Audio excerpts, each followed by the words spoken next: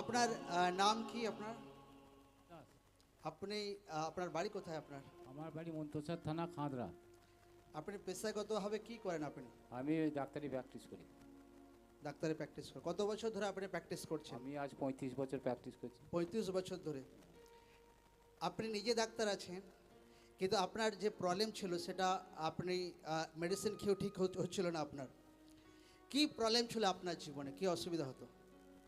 ভিতরে ঠান্ডা থেকে আজমা হাঁপানি জিনিসটা হয়, রাত্রে ঘুমোতে পারে না, রাতে জ্বরও আসে, খেতেও পায় না।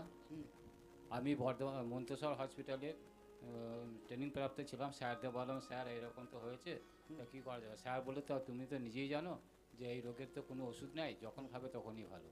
এগুলো তো হার্ট অ্যাটাকের ব্যাপার, এগুলো মানে রিস্ক নাই। তারপর আমার কোমরে যন্ত্রণা আরম্ভ হয়। এই যন্ত্রণা আমি স্যারকে বললাম কী করা যাবে? বলছে, দেখুন এটা মনে হচ্ছে হাড় ক্ষয়ে গেছে, আপনি এক্স রে করুন। কিন্তু আমি এক্স রে করিনি। আমি যেহেতু প্রভুতে জুড়ে আছি, আমার বিশ্বাস যে আমাকে এক্স রে লাগবে না।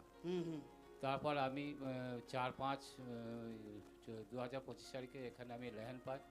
লেহেন পাওয়ার পর আমি এখানে অনেকটা সুস্থ হই। লেহেন প্রার্থনা করার পর আপনার বডি রিকভার হতে শুরু হয়ে যায়। এখন 25 দিন হয়ে গেছে, সেই রোগ থেকে আপনি সম্পূর্ণ সুস্থ আছেন। সম্পূর্ণ সুস্থ আছি। এটা ডাক্তার বা সুস্থ হয়ে বসে আছে। ঈশ্বরের নামে জোর সে তারিফ করি, জোর সে জোর সে জোর সে জোর সে।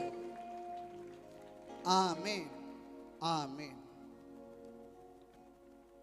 আপনি কি বলতে চান লোকদেরকে? আপনি নিজে একটা ডাক্তার আছেন, আমি ঈশ্বর আপনার জীবনে এরকম মিরাকেল করেছেন।